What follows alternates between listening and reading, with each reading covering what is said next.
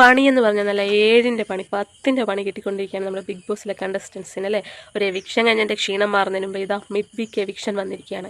ഇതിൽ നമ്മൾ ഫാൻസുകാരും കൂടെ കുറച്ച് കഷ്ടപ്പെടും. കാരണം എന്താണെന്ന് വെച്ചാൽ ഇത് വോട്ടിങ്ങിൻ്റെ അടിസ്ഥാനത്തിലുള്ള എവിക്ഷൻ അല്ല. നമ്മുടെ ഇഷ്ടപ്പെട്ട രേണുസുതി, പലരുടെ ഇഷ്ടപ്പെട്ട രേണുസുതി ഈ ഒരു 6 പേരിൽ വന്നിട്ടുണ്ട്. ഇത് ടാസ്ക് അനുസരിച്ചിട്ടാണ് എന്തായാലും ഇതിൽ 2 പേരെ പുറത്താക്കുന്നത്. രേണുസുതി എന്തായാലും ടാസ്കിലൊന്നും വലിയ ഇതില്ല, അല്ലെങ്കിൽ അധികം സംസാരിക്കുന്നില്ല. സ്ക്രീൻ സ്പേസ് വളരെ കുറവാണ്. ആ ഒരു പേര് വിളിക്കുമ്പോൾ മാത്രമേ രേണുവിനെ നമുക്ക് ആ ഒരു TV-യിൽ നമുക്ക് കാണാൻ പറ്റുന്നുള്ളൂ. അപ്പോൾ രേണു തന്നെ ഇന്നലെ പറയുന്നത് കേട്ടോ, എനിക്ക് തീരെ വയ്യ, ഒരു ചായയുടെ ബലത്തിലാണ് ഞാൻ ഇരിക്കുന്നതെന്നൊക്കെ. അപ്പോൾ നമ്മൾ ഫാൻസിനൊക്കെ വിഷമിപ്പിച്ചുകൊണ്ട് പോവോ, അതെങ്ങനെയെങ്കിലുമൊക്കെ ബിഗ് ബോസ് രക്ഷപ്പെടുത്താനായിട്ട് അവിടെ പിടിച്ചു വെക്കുമോ എന്നൊന്നും നമുക്കറിയില്ല.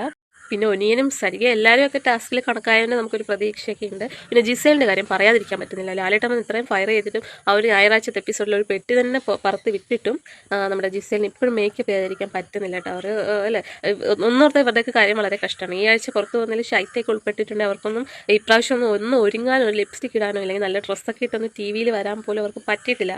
അങ്ങനെ ഓർക്കുമ്പോൾ ഇതൊരു 8ൻ്റെ പണി തന്നെയാണ്, അല്ല 7ൻ്റെ പണി തന്നെയാണ്. അപ്പം ജിസേലിൻ്റെ കാര്യമൊന്നും അവിടെ ആരും സംസാരിക്കുന്നില്ല അധികം. പക്ഷെ നമ്മുടെ അനീഷ് എന്തെങ്കിലും ചെയ്താൽ അതിനെതിരെ എല്ലാവർക്കും ഒച്ച ഉയർത്തുന്നുണ്ട്. ജിസേൽ ഈ ഒരു കള്ളത്തരം ചെയ്തതിനെ പറ്റിയൊന്നും ആരും പറയുന്നില്ല. അതൊന്നും വെച്ചിട്ട് നോമിനേഷൻ ചെയ്യുന്നില്ല.